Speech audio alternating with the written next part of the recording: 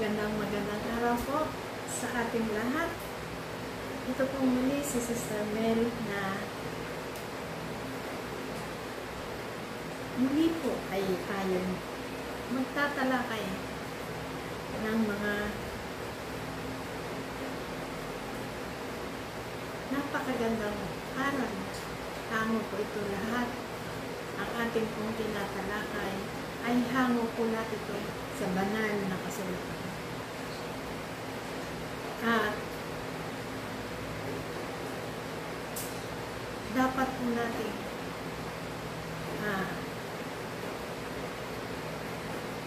maging aware po tayo dahil ang mga salot po sa iba't ibang bansa ay nangyayari na at iba't ibang kalamidad na humahantong sa kamatayan ng mga tao. Maging sa mga balita sa India, nung nakaraan po ay Turkey, at ibang-ibang country, iba't ibang lugar na mga sasakyan ay inaanod, maging ang mga bahay po ay gumugulo. Kaya po, kung iisipin natin, ay lubhang nakakapangilabot. Kagaya nitong mga bagyo na ngayon mayroon na naman pong panahon.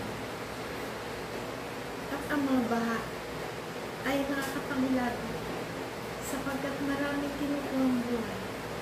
Kahindik-hindik ang mga sasakyan na sila ay nagbabiyahe, ay bigla na lamang silang aanurin.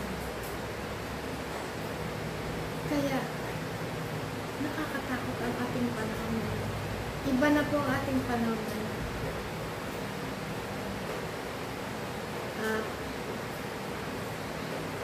Tayo po muli ay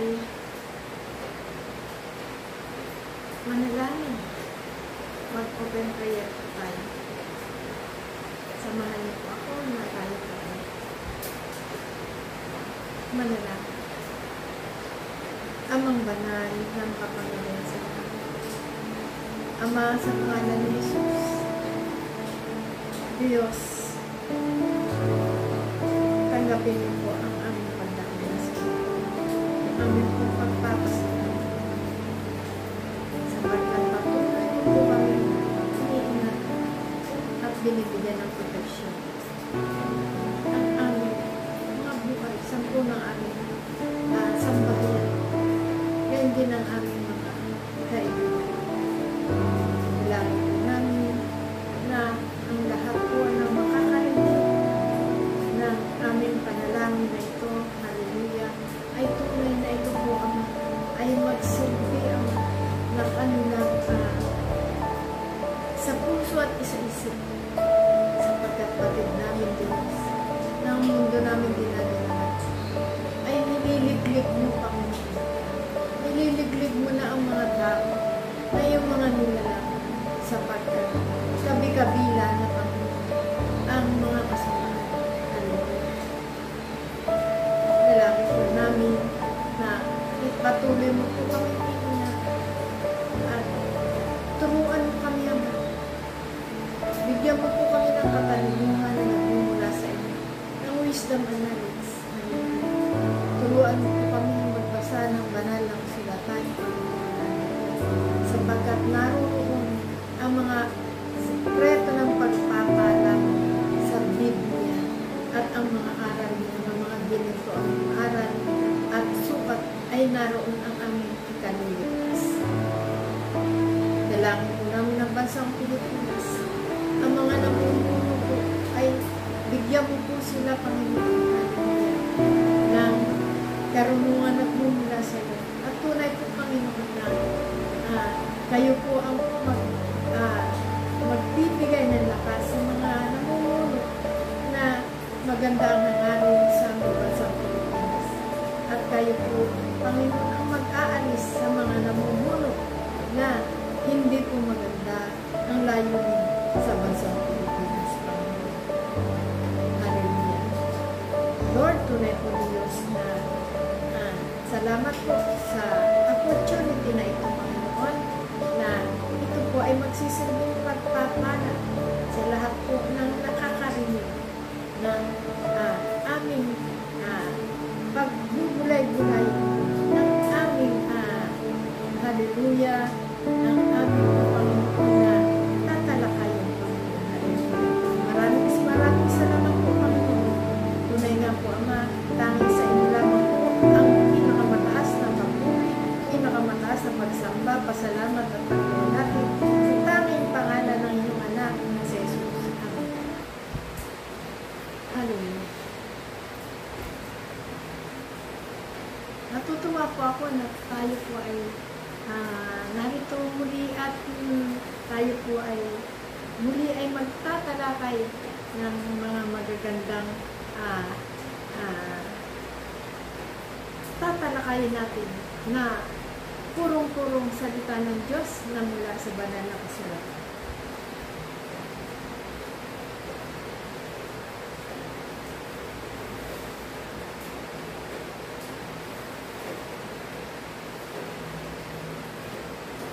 Let's save our soul. Ilagtas natin ang ating sariling kaluluwa.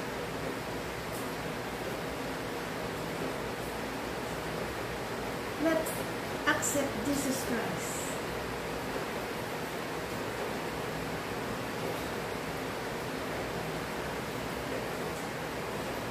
Tanggapin po natin ang Espiritu ng Panginoon. Ayon po sa John 4:24, ang ating pong tatanggapin ay si Jesus Christ na Espiritu. Hallelujah. At tunay po, isa lamang po ang ating sukat na ikamiligtas. Ito po muli ay ang John 3:16 na sinasabi na the only Savior ang ating Panginoong Kristo.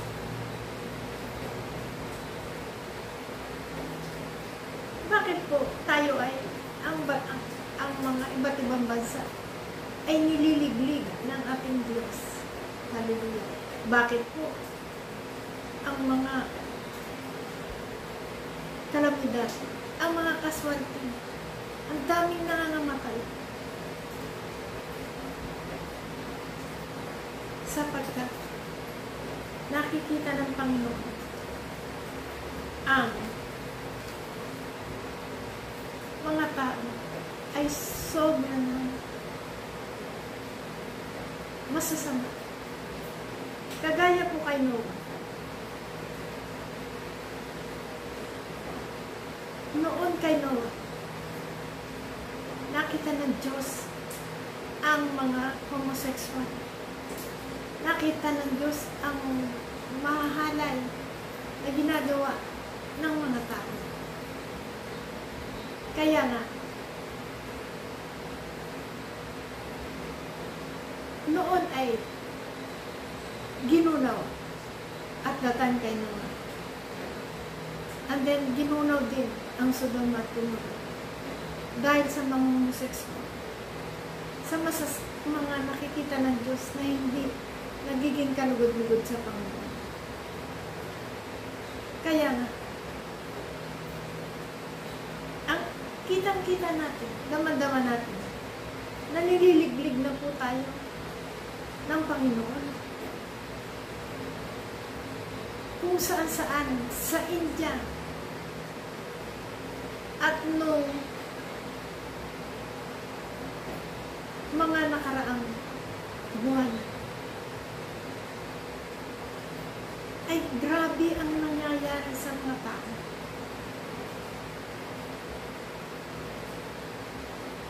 daming nangangamatay. Biyaya ng Diyos na wala na po sa bansang Pilipinas ang COVID. Subalit, ang ngayon, ang baha, kabi-kabila, at ang daming mga nangangamatay. Napakahirap ng ating nararanasan sa mga panahon na ito.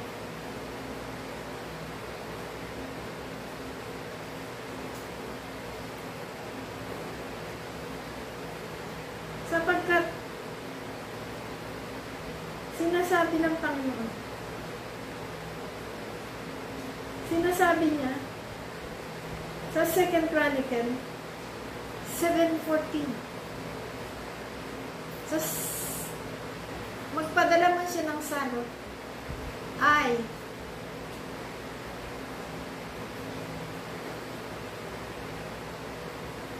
kung ang mga tao ay siya ay hanapin at lingapin siya. Sa 2 Chronicle 7:14, at magsisi ng buong puso.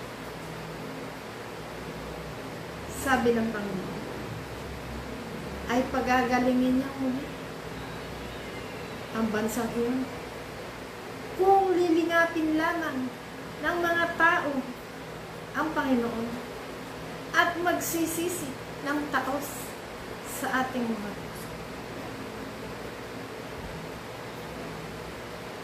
ay pangako ng Diyos na pagagalingin at pagpapalain muli niya ang bansang iyon.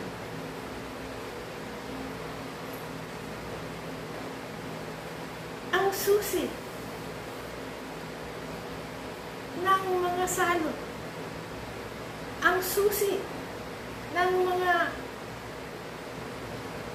kalamidad, ang susi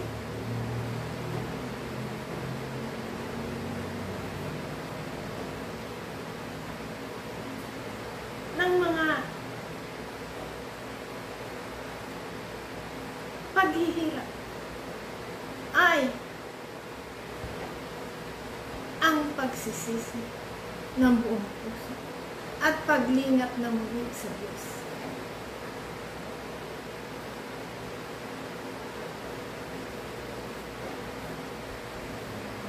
Tanggap nga ng Panginoon na tayo'y mahina. Sinasabi niya sa Roma 3:23 na walang matuwid kahit na isa. Kahit na isa, walang matuwid. Kaya nga tanggap ng Diyos, kung tayo lamang ay magsisisi ng taos sa ating puso. Pangako niya, 2 Chronicle 7:14, ay muli niyang pagagalingin.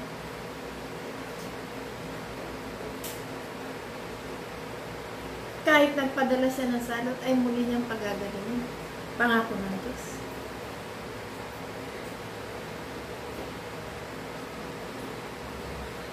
Kaya nga po, nalulungkot ang Diyos at hindi niya na makayanan ang mga kasama ng tao. Kaya nga,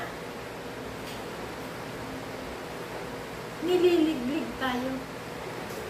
Ang mga bansa ay nililiglig.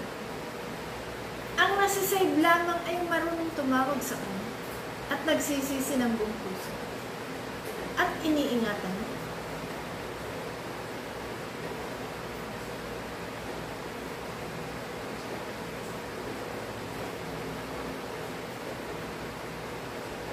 Sabi doon sa Zacarias 5:1-4, ang mga sinungaling, ang mga magnanakaw,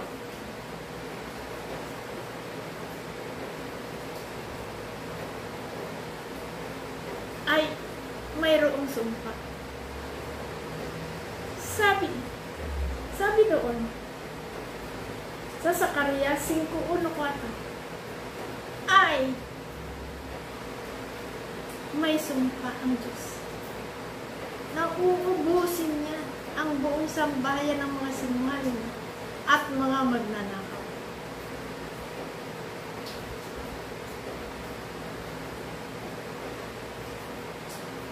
Napakahalaga na tayo magsisi. Wala naman pong banal sa atin. Sabi nga ng 3:23 ay tayo nga ay walang matuwid sa harapan ng Diyos. Lahat ay nagkasala. Kaya tanggap ng Diyos na mayroon tayong kahinaan. Ang kailangan lang ay magsisi tayo. Mga kapatid, sinasabi niya ito. Zacarias 5:1-4 na isinumpa niyang uubusin niya ang mga magnanakaw. Uubusin niya ang mga sinungaling. Gusto mo bang mangyari yun sa iyong sambahayan? Sabi ng Panginoon, sambahayang iyon ay uubusin.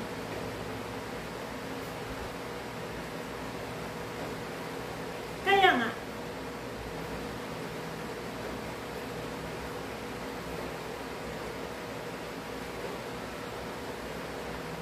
nakakatakot mga kapatid.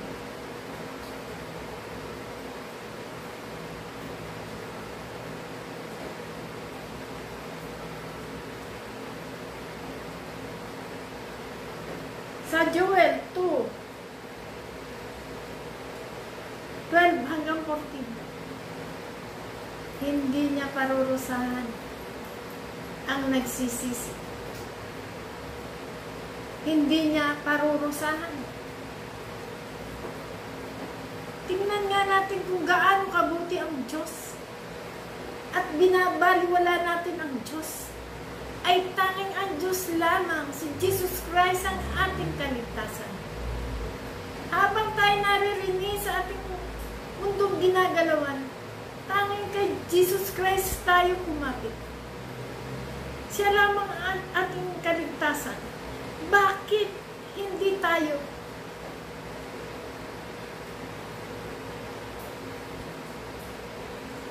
abala tayo sa ating mga hanap buhay, sa ating mga negosyo? Mayroon ka bang isang araw o 2 araw na isipin mo iyong kaluluwa? Ang sasapitin ng iyong buong sambahayan?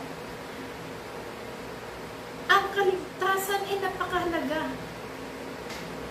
Tayo ay temporarily dito sa ating mundong ginagalawan. Tayo po, ang destinasyon po natin ay doon. Doon po tayo sa taas, kung saan naroon ang Panginoon. Nasa pagdating ng rapture, pagtunog ng trompeta, ay i-cut up ang lahat na nananampalataya sa Kanya, sapagkat dadagitin niya ang Kanyang mananampalataya, sapagkat after ng rapture, ang maiiwan ay kahindik-hindik ang sasapitin. Nakakatakot ang sobrang hirap ang mararanasan ng mga taong maiiwan sa tribulation. Kapag naiwan at hindi ka na-put up at susunduin tayo ng Panginoon doon sa alapaap, tayong mga nananampalataya kay Jesus Christ, ay kawawa ang maiiwan. Magta-transfer ang mga mananampalataya ng Panginoon Kristo, magta-transfer ng holy body. At papailan lang sa alapaap at doon ang meeting place natin. At ang maiiwan, ang maghahari, ang Antikristo. Kaya ikukutap tayo ng Panginoong sa Kristo. Lahat ng umaasa sa Kanya at naniniwala sa Kanya. Kaya nga,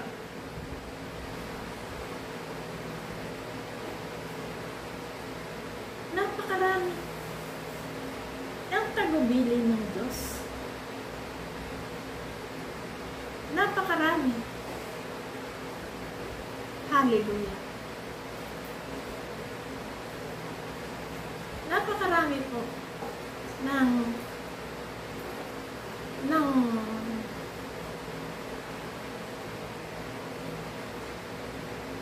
tagubili na ng Panginoon sa Biblia.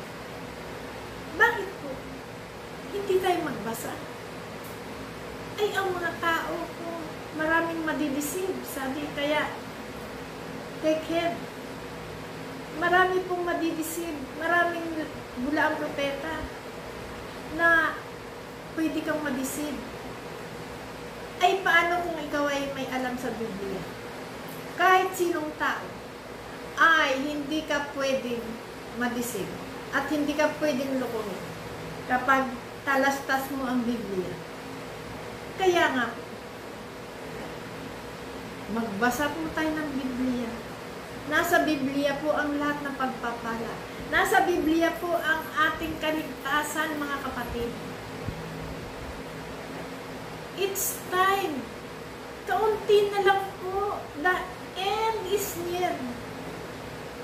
Kaunti na lang po ang panahon natin. Ito na, iba na po yung mundo natin ng mga kalamidad, ng mga paghihirap, ng mga tagutom, ng mga sakit at karamdaman, ng mga viruses. Ano man ang salot na yan? Sinasabi ng 2 Chronicles 7:14 na ang anumang salot na yan ay pagagalingin niya kung magsisisi ang tao at hanapin siya at magsisi ng buong puso. Ay bakit? At hindi tayo magsisi? Ay wala namang bayad iyon. Ay bakit? At hindi tayo magdasal? Hindi baga tayo natatakot na tayo hindi maligtas? Na ang kakaharapin natin ay kapahamakan kung tayo hindi magsisisi? Na ang kakaharapin natin ay ang dagat-dagatang apoy?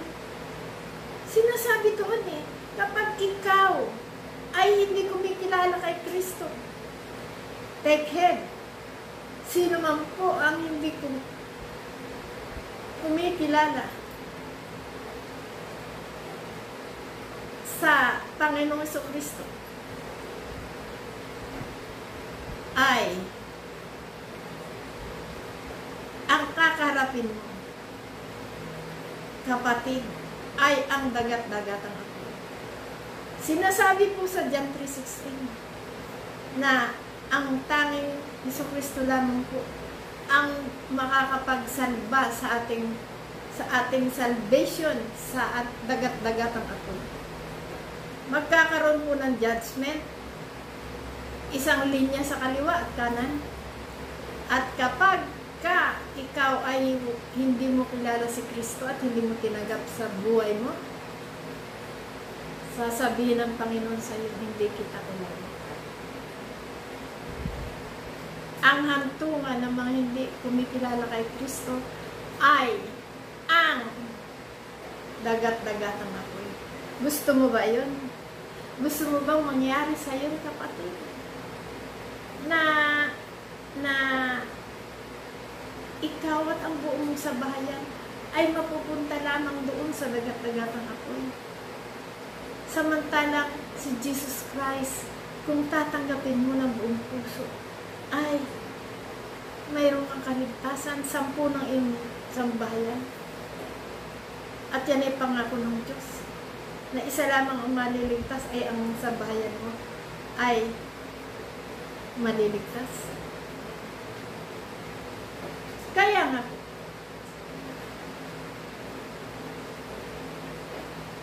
hindi po tayo dapat magkampante. Hindi baga natin nakikita na mga iba't iba na ang ating panahon ngayon, na ang mga tao ay inaano ng mga sasakyan sa kalsada. It's time Those are the sign of the end is near. Yan na po ang sinyalis, sabi sa Biblia, na malapit na ang second coming. Yun na nga po, na makikitaan natin ang Panginoong Kristo na nasa lupa at susunduin ang kanyang mga inirang, ang kanyang mga nananampalataya sa kanya. Kaya, gumising po tayo. Huwag po tayong magpatulog-tulog. Kailangan po natin magsisi. Tumaga po tayo sa Panginoong Kristo. Hindi po natin tatanggapin yung mga rebulto. No. Tatanggapin po natin ay ang sa John 4:24, ang Espiritu ni Jesus Christ ang ating tatanggapin.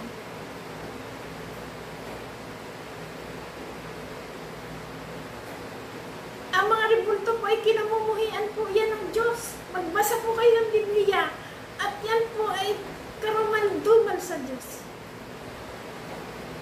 Kaya kung ikaw, kapatid, ay mayroong mga rebulto sa inyo, ay wala ka po kaligtasan dyan. Isuko mo po yan. Maghanap po kayo ng mga pastor. Isuko niyo po yan. Alisin niyo po yan sa inyong bahay. Magdadasal po tayo at tatanggap po tayo.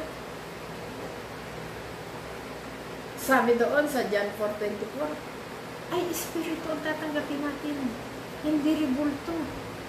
Hindi tayo kayang iligtas at kapahamakan ang abutin natin dyan. Dahil yan ay kinamumuhian, yan ang Panginoon.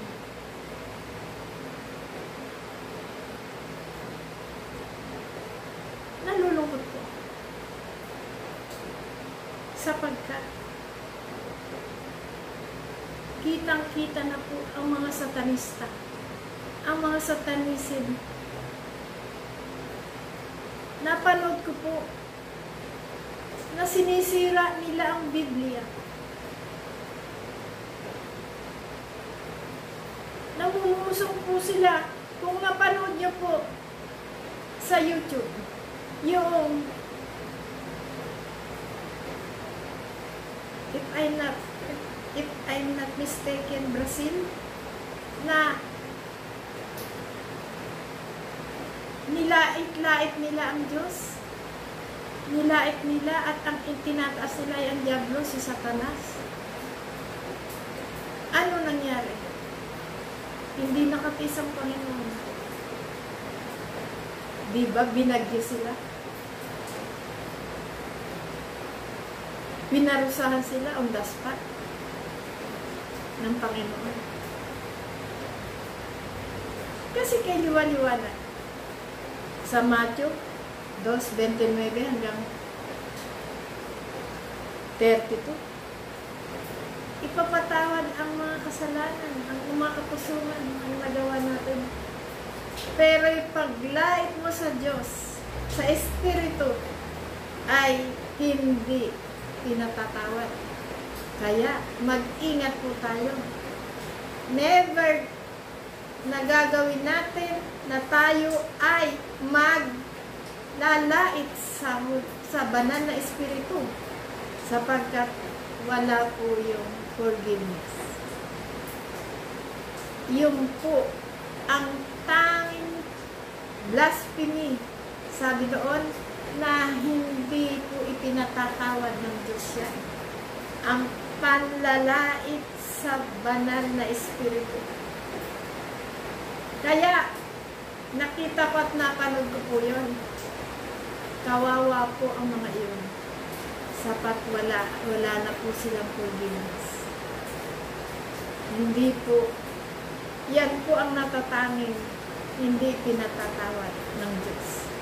Ang panlalait sa banal na Espiritu.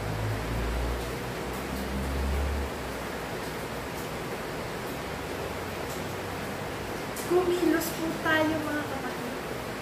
Nakakalungkot po. Nakakalungkot po. Isip-isipin po natin. Ang ating Diyos ay napakabuti. Ang ating Diyos ay mapagmahal. Mahabagin. Kaya nga po tayo ay mayroong forgiveness. Binigyan tayo ng pagpapatawad ng Diyos. At tayo po ay tumanggap kay Jesus Christ.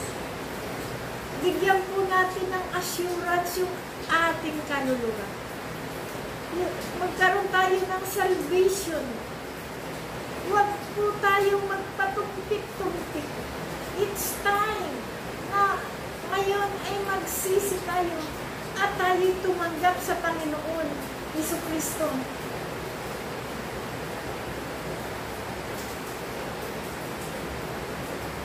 Mga kapatid, hindi po tayo maliligtas kapag hindi po tayo nakatanggap sa Panginoong Jesucristo. Kahabag-habag po ang tao na hindi kumikilala kay Kristo.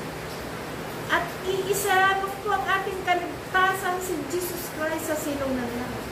Yan po ay pinatutunayan ng John 3:16 na iyan po ay sinasabi ng banal na kasulatan.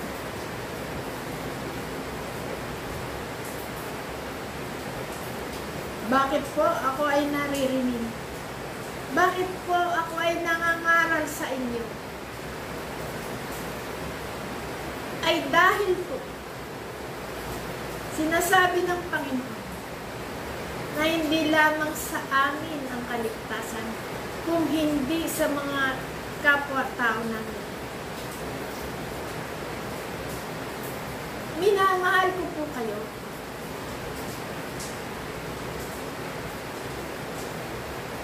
Napakainit po doon sa dagat-dagatan. May mga ukod po doon na hindi namamatay at kakagatin ang mga taong naroon. Doon po ay wala ng hiling. Walang kaibigan doon. At wala na po doon panalangin didingding. Sapagkat yun po ay punishment. Habang naririnig po tayo, magsaliksik tayo, magbasa tayo ng Biblia. Huwag tayo magpatulog-tulog, mga kapatid. Ang ating kaluluwa. Mayroon tayong, hallelujah, makasama natin ang Panginoong Jesucristo na napakabait na Diyos. Ang ating buong sambayan ay iligtas natin. Magsaliksi kayo, magbasa kayo ng banal na kasulatan, at makinig kayo sa mga nangangaral. At malalaman natin kung ang nangangaral ay hindi mula ang propeta. Kung ipa-plus sa screen ang mga Bible verses, yan mga biblical basis. Yan po ang totoo na pure gospel. Yan po ang mga totoo na mga ngaral ay ipa-plus po sa screen ang mga verses, chapter sa Bible. Yan po ang inyong tatandaan na lahat po nangangaral ay mayroong verse. Yan po natin madidetermine ang mga verse, chapter and verses ng Bible ay ipaplas sa screen. So, balit kung ang mga nangangaral ay walang biblical, hindi biblical basis, at tunay na ihambing natin sa Biblia, ay makaklaro mo kung siya ay tunay na sa Diyos, mga kapatid. Kaya, tayo po, hallelujah, tayo po ay mag-ingat. Never po tayong makikinig sa mga bulaang propeta. Tingnan natin kung siya baga ay katotohanan o siya ay huwag po tayong padidisip. Mag-ingat po tayo sa mga bulaang propeta. Lahat po ng katotohanan. Makinig po tayo kapag nangangaral po ay biblically basis. Sapagkat yaon po na biblically basis ay purong salita ng Diyos at katotohanan ang inyong maririnig. Huwag po tayong padadaya. Huwag po tayong padidisib sa mga basta nilang mga ngaral sa inyo. Ano ba ang kanyang dala? Ito ba'y katotohanan o pagsisinungaling? O siya ay satanista o antikristo kaya? Kailangan po na tayo po ay maging matalino. Hindi po tayo tatanggap ng mga huwag po tayong madidisig, papadisig sa mga tao walang dala kundi ang kasamaan. Sapagkat ang mga sinungaling po, sinasabi sa Biblia, ay may sumpa ang Diyos na kanyang lilipugin, pati ang sambahayan. Kaya po, kailangan po na tayo po ay mag-iingat. Huwag na huwag po tayo magpapalit. Manood kayo ng sa YouTube man o ano pa man, kung ito po ay biblical. Yan lang po ang basihan na wala po kayo sa false prophet, sa mga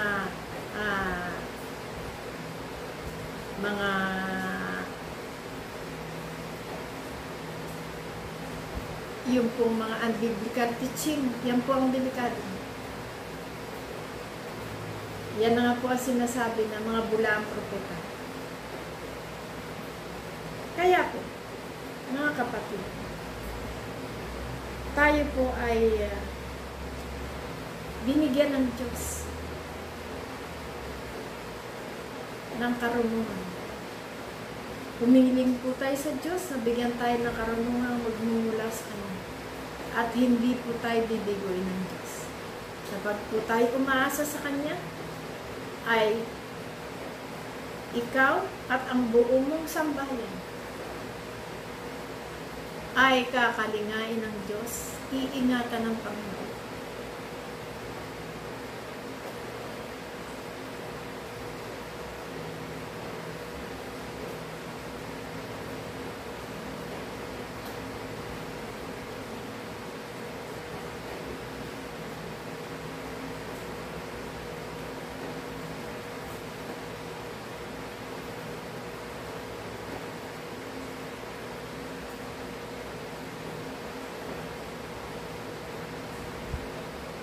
Mga kapatid,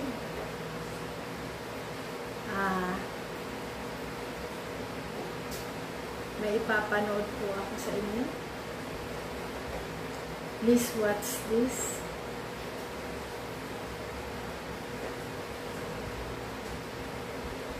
Ito po ay ang mga biblical na mangyayari. At ito po ang mga dapat natin malaman. Napakahalaga po.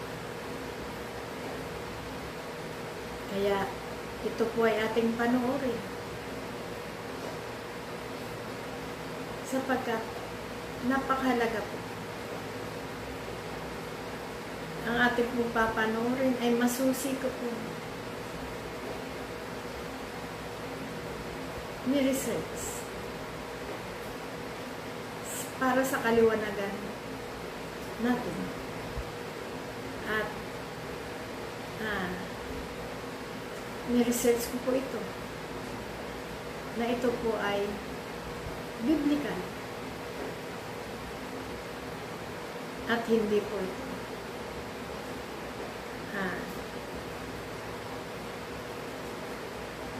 hindi po ito gawa-gawa lang. Ito po ay katotohanan at hango sa banal na kasulatan. Kanya po.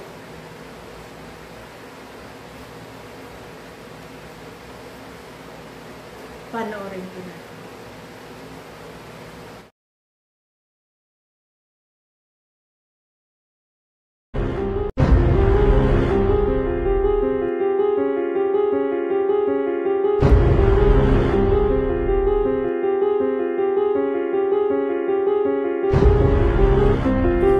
Ilan lamang iyan sa mga tanda ng nalalapit na katapusan ng mundo. At ang mga bagay na ito na nakikita natin sa panahon natin ngayon ay mga tanda ng katapusan o yung tinatawag na birth pains of the end. Ito ang mga senyales na tayo ay nabubuhay na sa mga huling araw, mga araw na sobrang mapanganib. Subalit may mga propesiya pa ang Biblia na hindi pa nagaganap at siguradong magkakaroon ng katuparan bago tuluyang gunawin ng Diyos ang mundo. Kaya't ating pag-usapan ang mga bagay na nakatakdang mangyari sa mga huling araw. Ito ang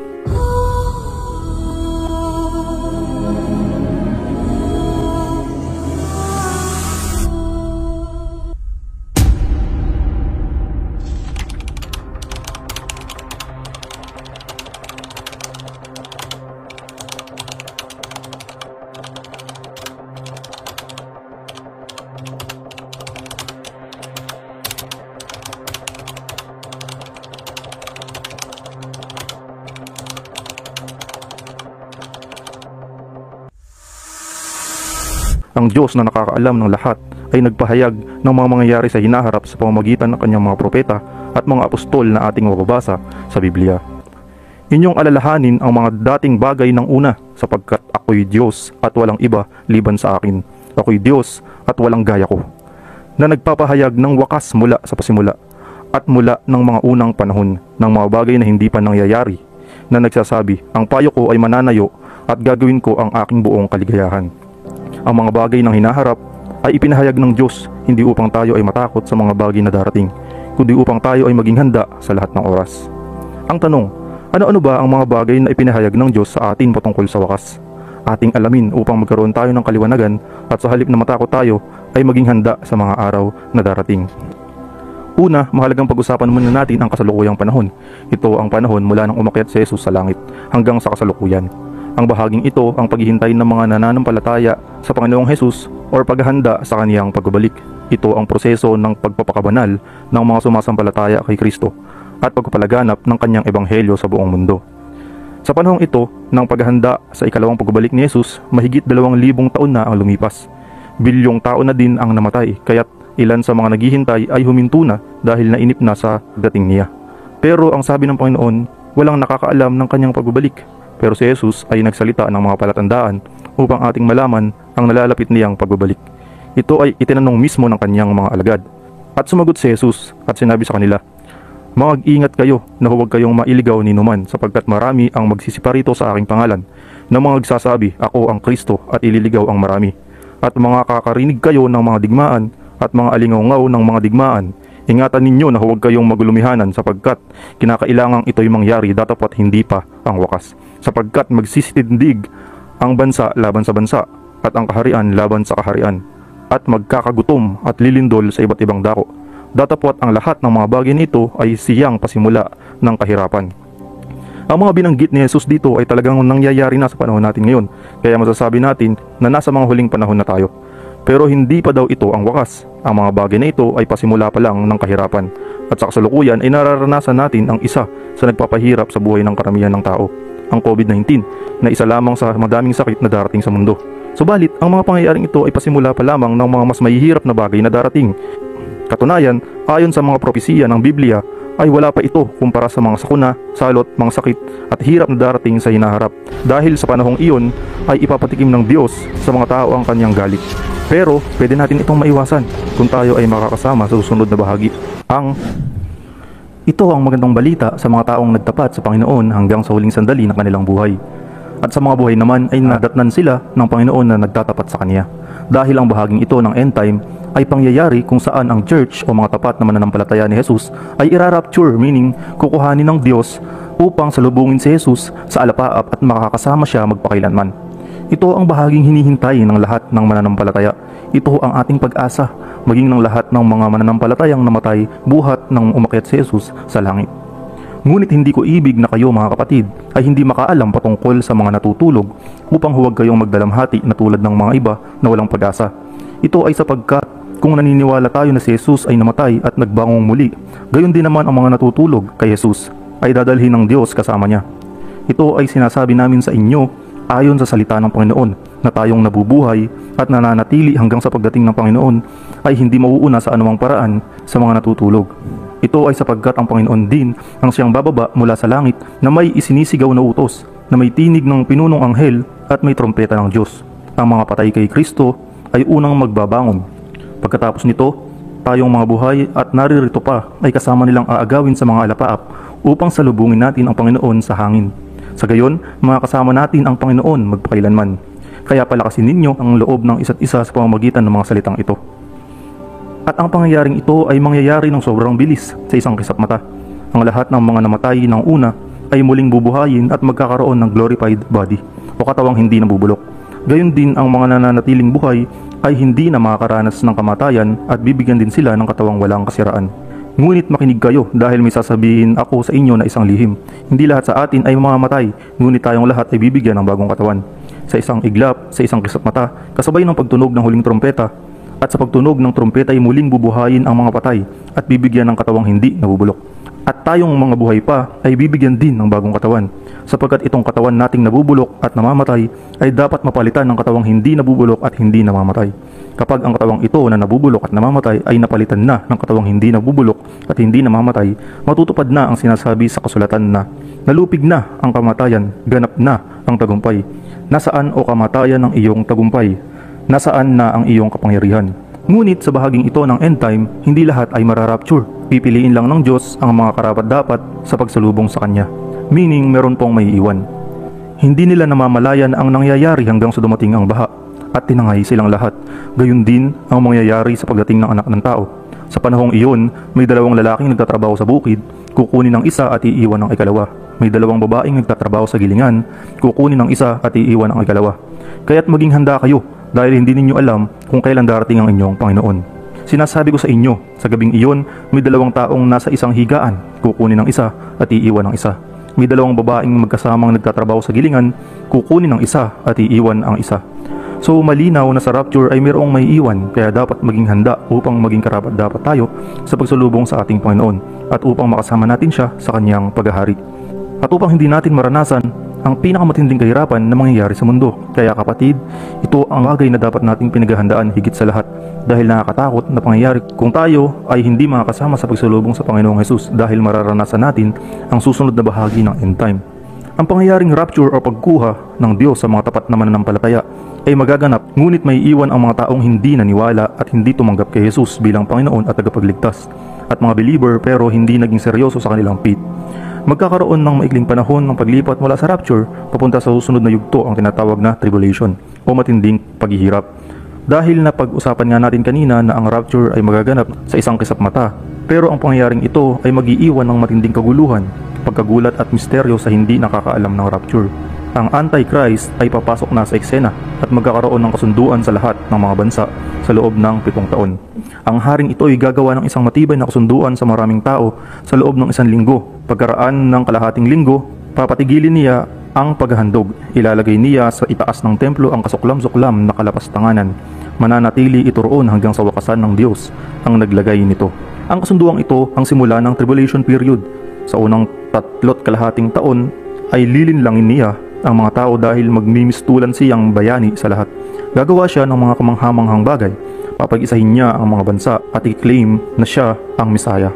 At paniniwalaan siya ng karamihan. Ang masaklap pa dito, pati na ang mga Hudyo ay paniniwalaan siya dahil eksakto sa matagal na nilang hinihintay na Mesiyas ang gagawin ng taong ito.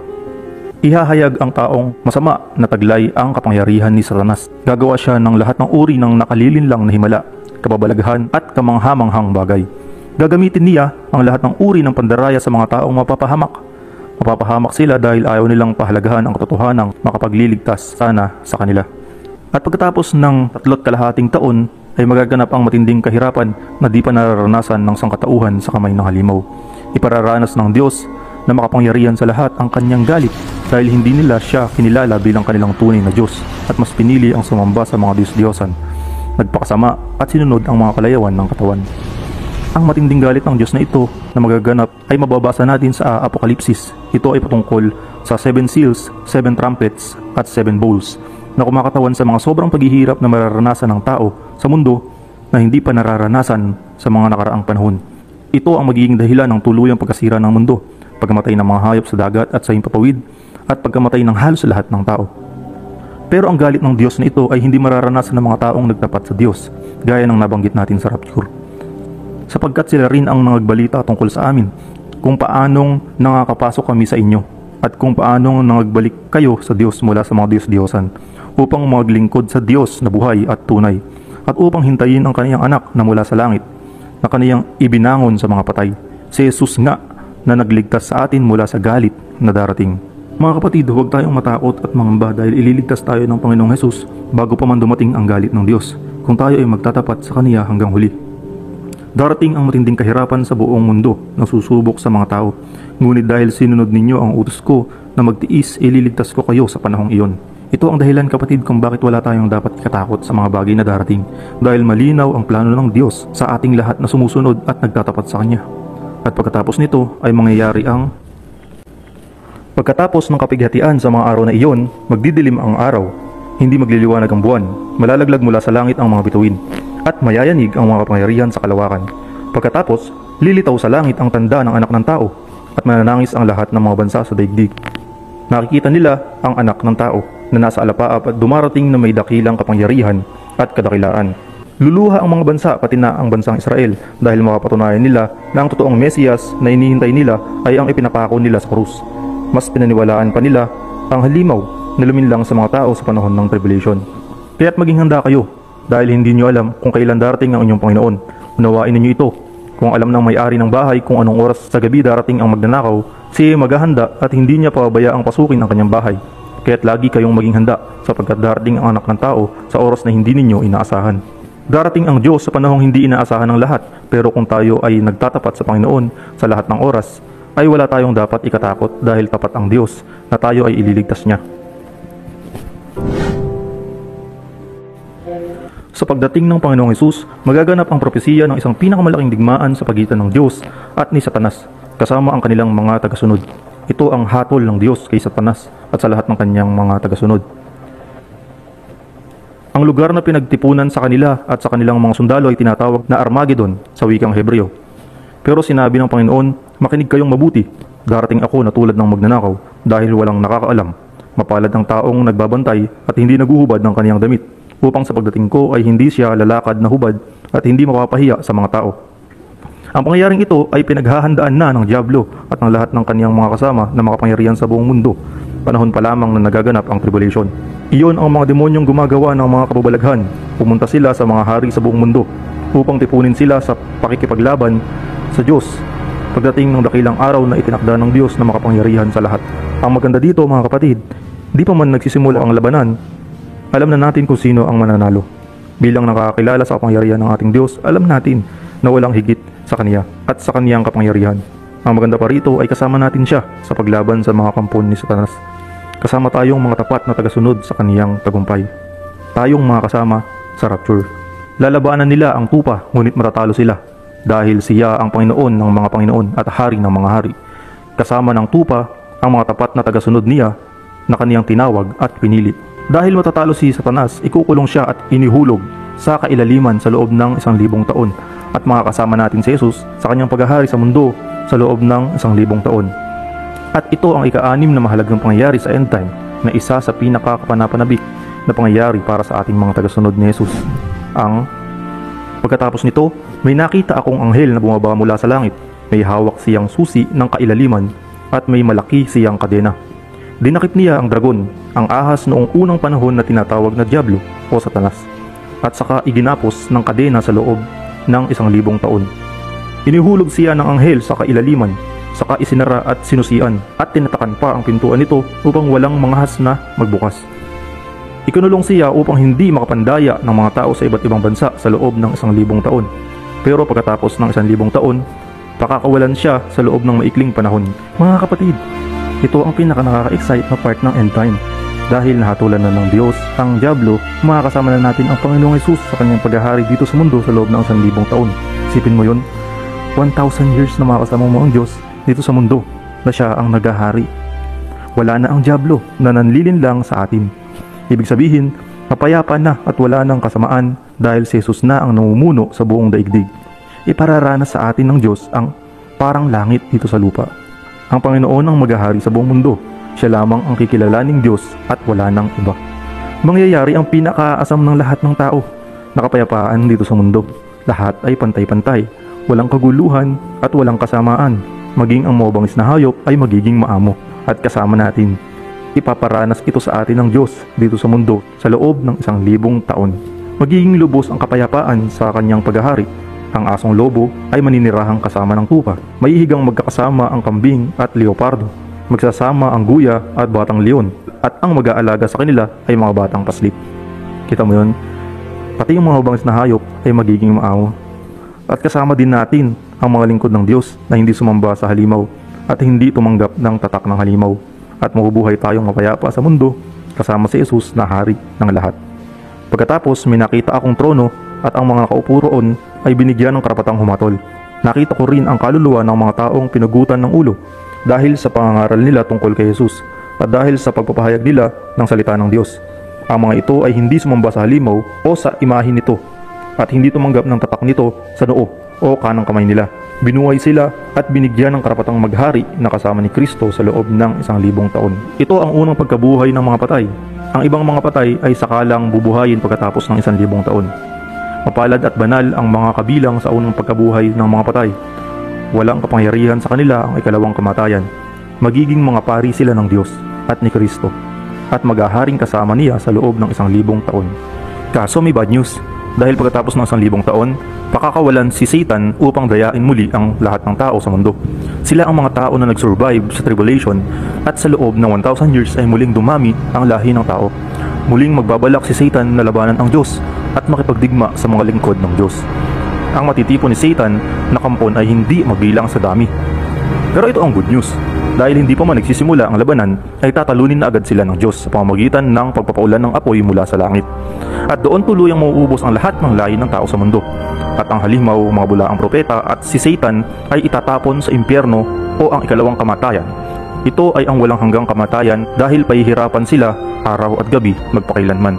Pagkatapos ng 1,000 taon, pakakawalan si Satanas mula sa kanyang bilangguan. Lalabas siya at dadayain ang mga bansa sa buong mundo na tatawaging Gog at Magog. Titipunin sila ni Satanas at isasama sa pagkikipagdigma sa mga mananampalataya.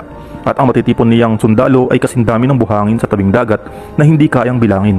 Kakalat sila sa buong mundo at paliligiran nila ang kampo ng mga banal at ang pinakamamahal na lungsod. Pero pauulanan sila ng Diyos ng apoy mula sa langit at mamamatay silang lahat. At si Satanas na dumaya sa kanila ay itatapon sa lawang apoy at asupre na siya ring pinagtapunan ng halimaw at ng huwad at sinungaling na propeta. Magkakasama silang parurusahan at pahihirapan araw-gabi magpakailanman. Pagkatapos ng lubos na pagkatalo ni Satan ay magaganap na ang huling paghatol ng Diyos at ang lubusang pagkagunaw ng mundo sa pamamagitan ng kanyang kapangyarihan. Meaning, dito na tuluyang gugunawin ng Diyos ang mundo. Dito na magaganap ang paghatol ng Diyos sa lahat ng tao. Ito yung tinatawag na The Great White Throne Judgment of Jesus. At lahat ng matagpuang hindi nakasulat sa aklat ng buhay ay mapupunta sa kaparusahang walang hanggan o ikalawang kamatayan o kaparusahang walang hanggan. Nananaisin nilang mamatay sa hirap pero hindi nila masusumpungan ang kamatayan. Pero wala tayong dapat ikatakot kapatid dahil kasama tayo ng Diyos sa buhay na walang hanggan. Pagkatapos nakita ko ang malaki at puting trono at ang nakaupo roon. Ang langit at ang lupa ay biglang naglaho at hindi na nakita. Nakita ko ang mga namatay, tanyag at hindi na nakatayo sa harap ng trono. Binuksan ang mga aklat, pati na ang aklat na listahan ng mga taong binigyan ng buhay na walang hanggan. At ang bawat isa sa kanila ay hinatulan ayon sa ginawa nila na nakasulat sa mga aklat na iyon. Kahit sa dagat sila namatay o sa lupa, naglabasan sila mula sa lugar ng mga patay at hinatulan ang lahat ayon sa mga ginawa nila. At ang sinumang hindi nakasulat ang pangalan sa aklat na listahan ng mga taong binigyan ng buhay na walang hanggan ay itinapon sa lawang apoy. Pagkatapos itinapon din doon ang kamatayan at ang Hades. Ang parusang ito sa lawang apoy ay ang ikalawang kamatayan. Kapatid, sobrang nakakatakot kung tayo ay mabibilang sa parurusahan ng Diyos. Kaya habang may pagkakataon tayo, ay magbalik loob na tayo sa ating Diyos at tanggapin natin ang plano niyang kaligtasan para sa atin upang makasama natin siya sa buhay na walang hanggan. At ito ang pinakahihintay ng bawat nananampalataya at patuloy na sumusunod sa Kanya. Ito ang huling bahagi, ang huli at pinakahihintay nating lahat ay ang bagong langit at lupa kasama ang Diyos na makapangyarihan sa lahat. Sa yugtong ito mga kapatid ay wala na tayong hihilingin pa. Napakasarap pong isipin na tayo ay kasama ang Diyos sa isang paraiso, sa isang perpektong lugar na inihanda mismo ng Diyos para sa atin. At isa pa, wala na ang dyablo na dumadaya at dahilan ng ating mga paghihirap. Wala na din ang kasalanan. Ang bagong langit at ang bagong lupa na ito ay iba sa dating mundo na ating alam. Pagkatapos nito, nakita ko ang bagong langit at ang bagong lupa. Naglaho na ang dating langit at lupa, pati na rin ang dagat. Makinig kayo, gagawa ako ng bagong langit at bagong lupa. Ang dating langit at lupa ay kakalimutan na. Doon ay wala na ang mga paghihirap, wala na ang luha na naranasan natin sa dating mundo. Dahil ito ay papawiin na ng Diyos. Papahirin niya ang mga luha sa kanilang mga mata. Wala nang kamatayan, kalungkutan, iyakan o sakit sapagkat lumipas na ang dating kalagayan. Wala na din ang kadiliman, wala nang gabi roon. Kaya hindi na kailangan ang mga ilawan o ang liwanag ng araw dahil ang Panginoong Diyos ang magiging ilaw nila at mag-ahari sila magpakailanman. Sa yugtong ito ay wala na tayong hihilingin pa mga kapatid dahil kasama na natin ang pinakamakapangyarihang Diyos na nagbibigay ng buhay. Mapalad ka kapatid, mapalad tayo dahil ang mga pangyayaring ito na inihanda ng Diyos ay hindi inilihim sa atin kundi ibinigay niya sa atin upang tayo ay huwag matakot sa mga araw na darating kundi mag-aliwan sa pamamagitan ng mga ito at maging handa sa kaniyang pagbabalik. Marahil ngayon ay dumaranas tayo ng kahirapan, sobrang kalungkutan, kasawian at iba't ibang mga problema na akala natin ay wala ng katapusan. Maging matatag lang po tayo sa ating pananampalataya sa ating Diyos dahil tapat ang Diyos na hindi niya tayo pababayaan at walang pagsubok na darating na hindi natin kakayanin kasama siya. At isa pa kapatid, yung hirap na nararanasan natin ngayon ay walang-wala kumpara sa gantimpalang naghihintay sa atin kung tayo ay magtitiis hanggang huli. God bless po sa ating lahat at naway magkita-kita tayo sa langit kasama ang ating Diyos na makapangyarihan. Sumakanya nawa ang kapurihan magpakailanman, siya nawa. Kung mayroon po sa atin, mga kapatid, na nais na tumanggap, mag-comments po kayo sa video. At kahit po sa video ko, ay patatanggapin ko po kayo. Ako po mismo ang makakausap mo. At ako po mismo ang siyang mananalangin para sa pagtanggap po ninyo sa ating Panginoon.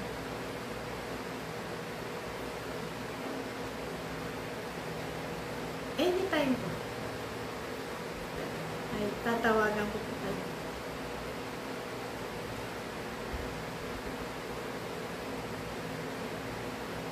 Lagay nyo lamang po ang inyong number at kayo po ay akin. Patatanggapin ko sa Panginoon sa Kristo. Ako po ay willing na tulungan po kayo upang matanggap po natin ang ating Panginoon sa Kristo.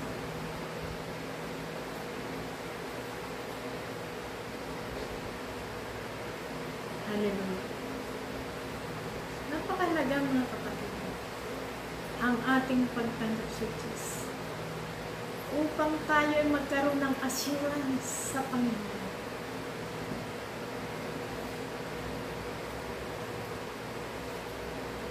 Kailangan ang ating soul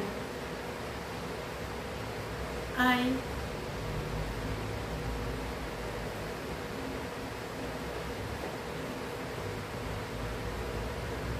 alam natin ang ating kaligtasan. Ang ating soul, ang ating kaluluwa ay naligtas. Sampu ng ating sambahayan. Aayaw ba natin yun mga kapatid? Hallelujah. Tayo po ay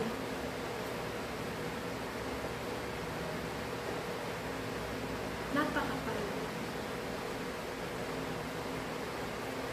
Habang buhay pa po tayo, ay meron po tayong forgiveness sa Panginoon.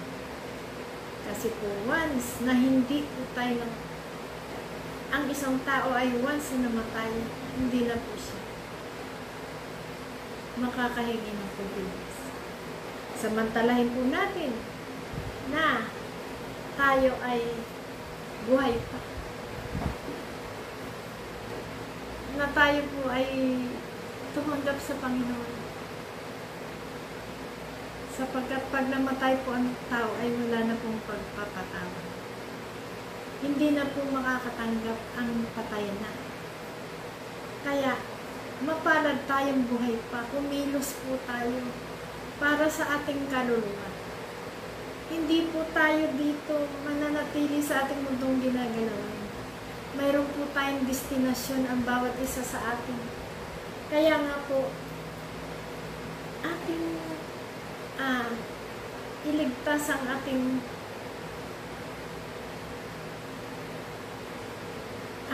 kaluluwa, ang ating buong sambahayan. Kaya nga po, mapalad tayo na tayo ay buhay pa, na tayo makakatanggap sa Panginoon. At ang Holy Spirit ay kikilos sa buhay mo, kapatid. Once na tinanggap mo ang Panginoon, Jesucristo, papasok po ang Holy Spirit sa inyo.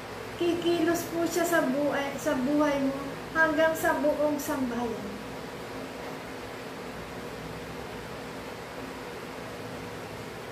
Kapatid, hindi tayo mga bulag, nakikita na natin ang mga nangyayari, mga kalamidad. Ang mga bahalindol kung saan-saan dako. Na dati hindi pa po yan nangyayari. Ngayon nangyayari na dahil yan na nga po ang sign na malapit na po dumating ang Panginoon. It's time na tayo po ay tumanggap sa Panginoong Jesucristo. Pagsisihan po natin ang ating mga nagawang kasalanan. Sapagkat wala naman pong perfecto. Dahil we are all sinners. Pero, ang mahalaga, nagsisi ka ba ng taos puso? Tumanggap ka ba sa Panginoon? Hinanap mo ba ang Diyos? Iyan, kapatid, ang susi ng kaligtasan natin. Ang pagsisisi ng taos puso at ang pagtanggap natin sa Panginoong Jesucristo.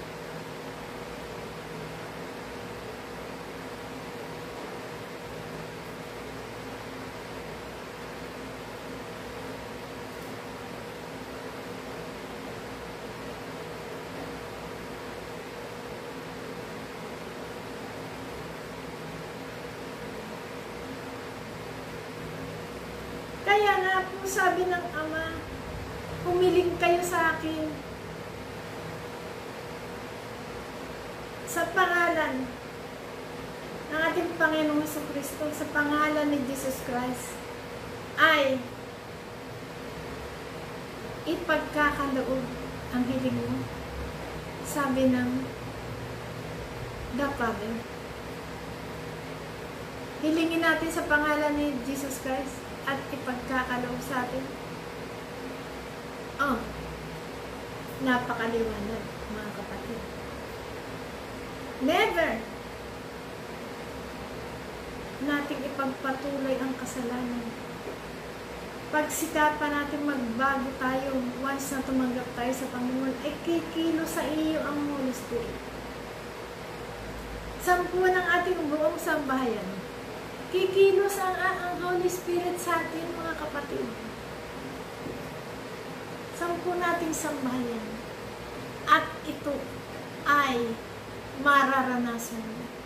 Kung paanong naranasan ko ang pagpapala ng Diyos, kung paano kumilos sa buhay ko ang Panginoon since na tinanggap mo siya at ako'y nanampalataya sa Kanya, tiniwala ko ako at ang aking buong sambahayan kay Jesus Christ. Kaya nga, gusto kong maranasan nating lahat ang naranasan ko, sapagkat sabi ng Diyos, sundin mo lamang ako at walang taba para sa iyong bunga ng laman. Ay totoo nga po, napatotohanan ko po, na ang akin pong anak, high school at that time, na nasa eskwelahan, ay pinagtripan ng mga hinawakan ng dalawang lalaki at saka may sinasaksak nung isa, hawak siya ng dalawa. Alam mo, ang mga himala ay nangyari sa buhay ng anak ko. Pumunta siya doon sa aso na nakatali at pinagkakagat yung nananaksak sa kanya. Kinampihan siya ng aso. Hindi naman siya kilala. Kasi nandoon ang pangako ng Diyos na walang taba para sa iyong anak. Sundin mo lang.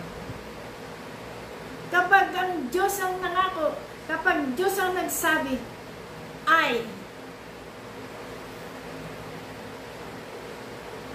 natutupad. Hindi kagaya ng tao. Kapag nangako, ay napapako. Subalit, ang Diyos, kapag nangako ang Panginoon, ay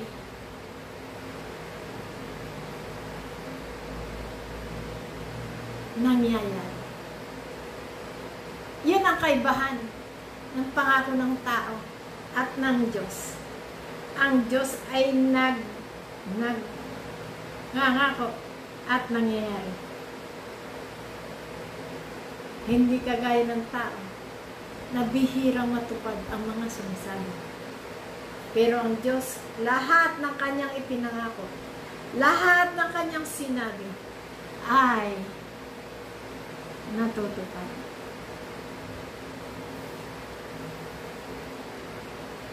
Kaya nga po,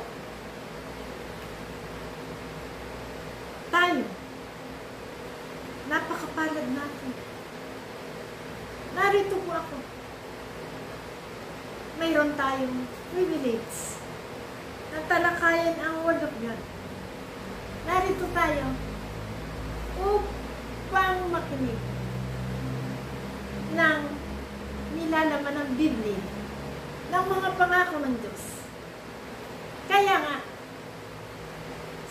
it's time.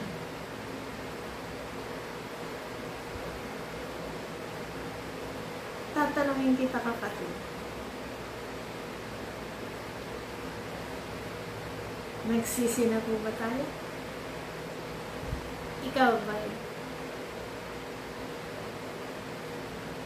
nagtanong sa Diyos? Ikaw ba humingi ng awa? Panginoon, tulungan mo ko, hindi magkasala. Panginoon, bigyan po ko ng wisdom and knowledge upang hindi po ako maloko ng mga madeceive ng mga antikristo, mga kulto. Kaya nga, bakit mga iba naluloko? Kapag ikaw humingi ng guidance sa God, never ka maluloko. At sinasabi ng Panginoon na maging matalino tayo. Maging matalino tayo, sabi ng Panginoon sa Biblia. Ay, sabi ng Panginoon sa Biblia, maging matalino tayo.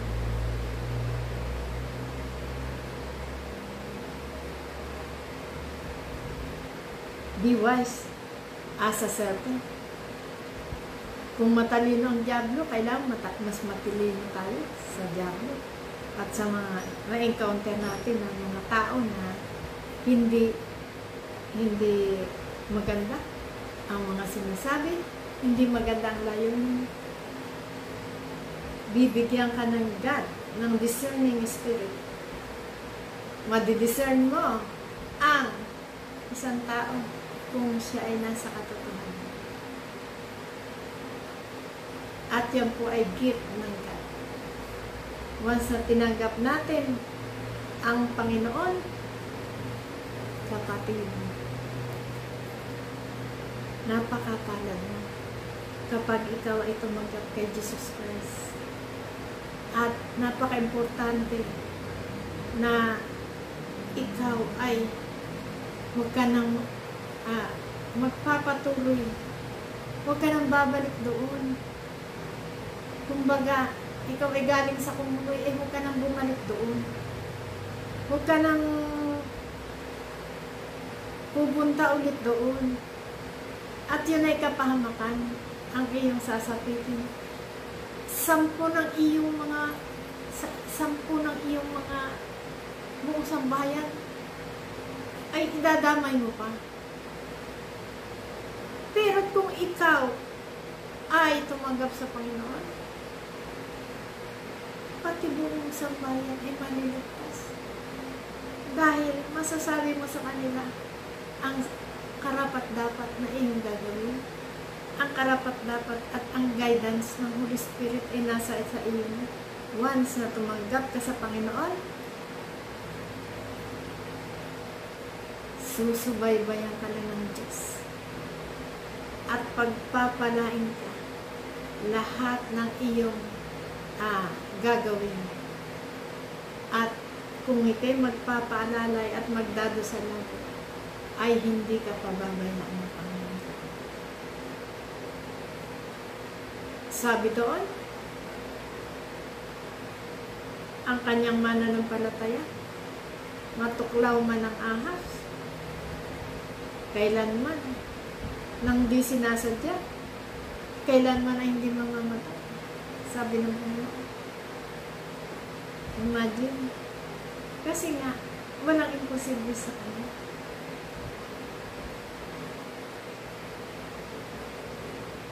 Ay bakit?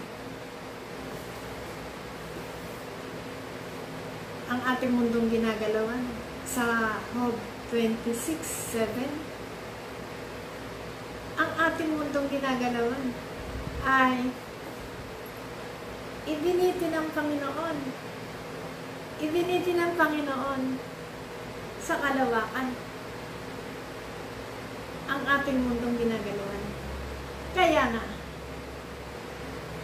mayroon ba tayong ipagmamalaki sa Diyos? Na kung paano niya binitin ang ating mundong ginagalawan sa kalawakan? Ay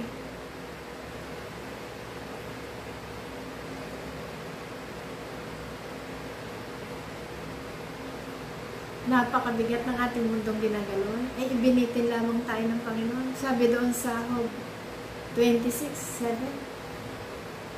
ibinitin ang ating mundong ginagalawan, ibinitin ng Panginoon. Just imagine. Kaya ba nating arupin ang kapangyarihan ng Diyos?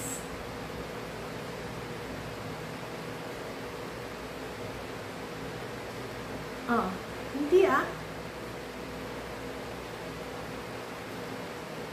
Kapatid, sinasabi ko sa iyo, dumaan ka sa pagsubok, dumaan ka sa kahirapan, hindi ka malulumbay na mahilig, sapagkat ang anak ng Diyos ay nilagyan ng Diyos ng joy sa puso natin. Ano man ang ating kalagayan, ano man ang ating naisip, ano man ang ating pinagdadaan, nilagyan tayo ng Diyos ng joy sa ating mga puso. Kaya, ano pa ang ating hinihintay? Magbadali ka, kapatid, tanggapin mo si Jesus Christ. Maglagay ka sa baba ng iyong number at tatawagan kita at kita'y tutulungan upang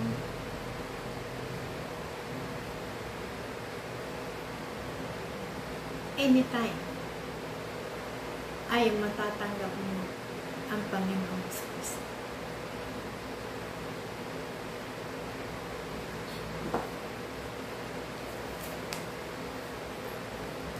Kaya, tayo po ay mag-closing prayer, mga kapatid. O dakila naming Diyos na makapangyarihan sa lahat.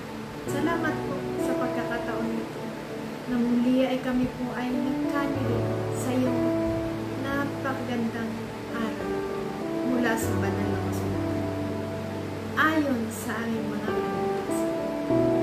Aming Diyos, salamat po ng maraming na kami po ay patuloy mo kaming iniingatan kami. Patuloy mo kinakatagpo ang aming pangangailangan. Ang aming mga kinakain everyday. Hallelujah. Patuloy mo po kaming ingatan, lalo na po sa mga salot na nakamamatay. Tulungan mo kami, Panginoon, upang hindi po kami magkasala.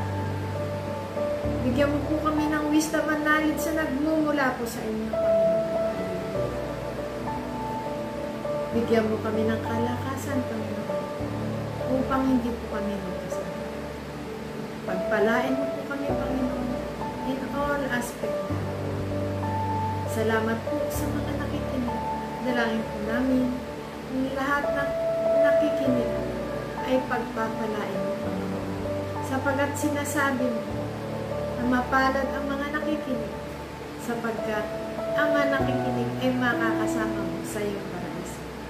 Hallelujah. Salamat ang Diyos na ikaw po ay napakabuti. Salamat, Ama, na patuloy mo kami piniingatan. Hallelujah. Maging sa mga viruses na nakamamatay. Salamat po, Panginoon, at dalangin po namin na kayo po ang patuloy na kikilos, Panginoon, sa aming mga buhay, gayon din po sa aming bansang Pilipinas. Ingatan mo po ang bansang Pilipinas, Panginoon. Huwag mo po kaming pababayaan, Panginoon. Pagpalain mo po ang bansang Pilipinas. Lord, tunay nga po, Ama, na tanging sa inyo lamang po ang pinakamataas na papuri, pagsamba at pagluwalhati sa tanging pangalan ng inyong anak na si Jesus. Amen.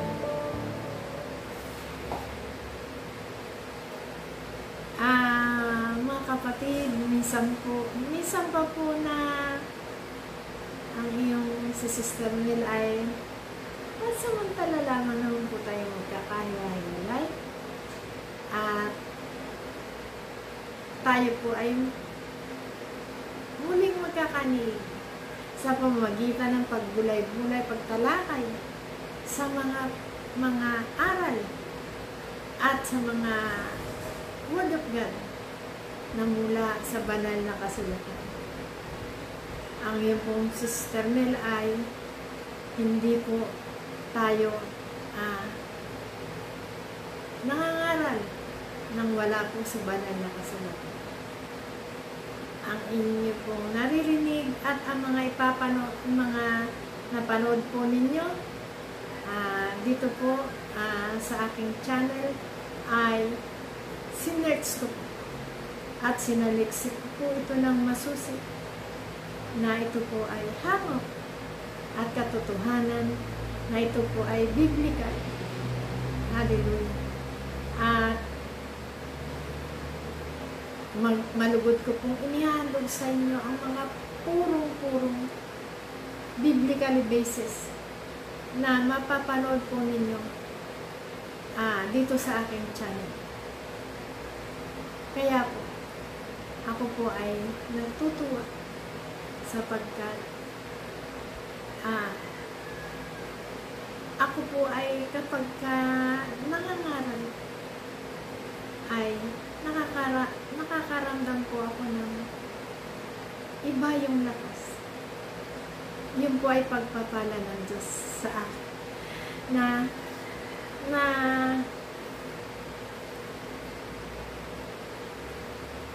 ako man po ay pinagpapala din ng Diyos. Binibigyan niya po ako ng lakas. Binibigyan niya po ako ng talent. Hallelujah.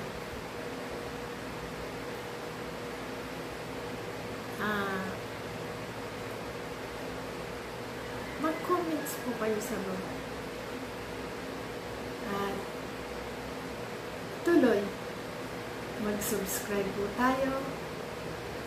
Subscribe niyo po ako. At upang tayo po ay laging magkaniig sa magagandang aral na mula sa banal na kasulatan. Napakasarap pong namnamin ang mga aral ni Jesus Christ, ang mga nangyari at ang mga sign ng the end is near ay tunay po na aasa lamang po kahit po ako'y nangingilabot sa mga nakikita ko ng mga kalamidad na maraming nangamatay, ay lubos akong nagtitiwala sa Diyos na tayo iingatan ng Diyos sapagkat tayo ay umaasa sa Panginoon. Sabi ng Panginoon, mapalad ang mga taong umaasa sa Kanya. At sabi din niya, di ba ga, sa 2 Corinthians, 2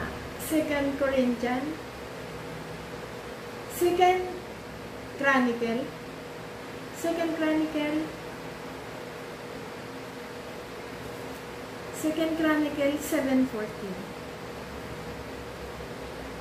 ay iingatan ng Panginoon. Bagamat kahit may pinadalasang salot, ay pagagalingin niya at iingatan niya ang mga tao. Kinikilala siya at nagsisisi ng Diyos. Yun lamang po ang susi. Yun lamang po ang susi. Napaka simple lang ang susi. Ang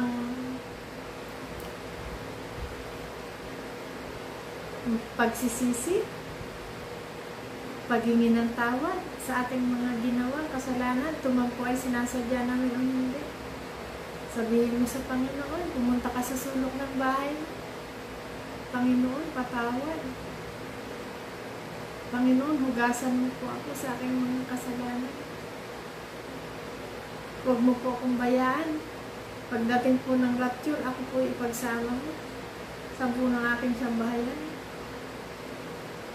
Ganun ang manalangin sa Diyos. Na kung ikaw ay mananalangin, ganoon. Lord, help me. Lord, bigyan mo kong lakas. Lord, patawad. Tulungan mo ako hindi magkasala. Patawarin mo po ako sa lahat ng aking mga ginawang kasalanan. Tuwang po ay sinasadya ko o hindi. Kaya, napakabuti mo. Napakabuti. Sabihin mo, napakabuti mo, Panginoon. At ako'y narinig na pinagpala mo, makarinig ng banal mong mga salita. Kaya, mga kapatid, pansamantala po tayong maghihiwalay at pangako po ito sa inyo na mag-comment po kayo, subscribe niyo po ako, at tayo po ay patuloy na magkakanig sa mga salita ng Diyos at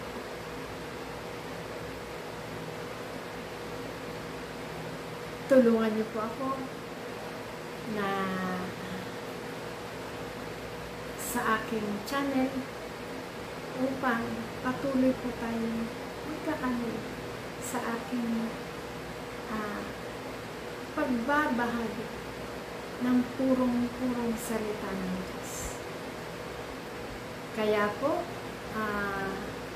tayo ay hihintayin ko po kayo, ang mga comment po ninyo, hihintayin ko po at saka pag-subscribe po ninyo. Hihintayin ko po yung comment nyo upang yung magnanais ng salvation, yung magnanais ng tumanggap kay Jesus Christ, sapagkat siya lamang po sa silong ng langit ang ibinigay na ating God the Father, sukat na ikaliligtas po natin. Kaya po, hallelujah, tayo po ay lagi, kung ako po ay subscribe nyo, ay lagi nyo po ako makikita. Mag-comment po kayo, tayo po ay laging magkikita dito po sa aking channel.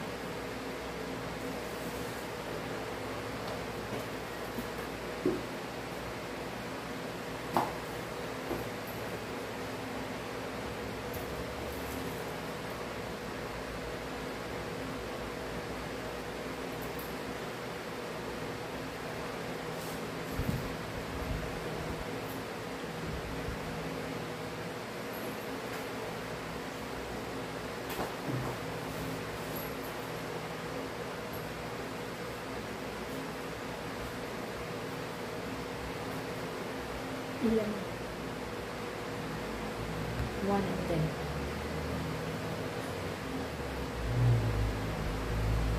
Around 10 minutes.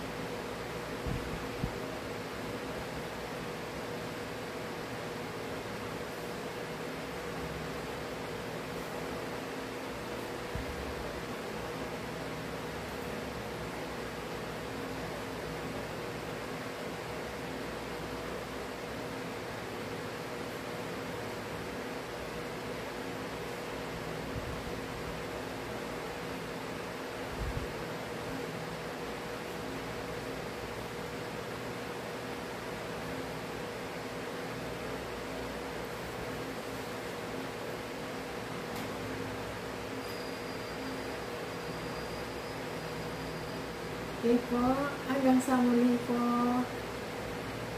Bye-bye po. Bye-bye po. Maraming salamat.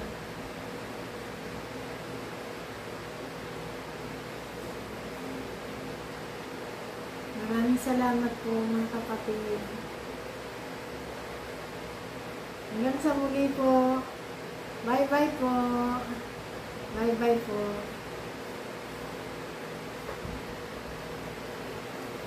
Thank you.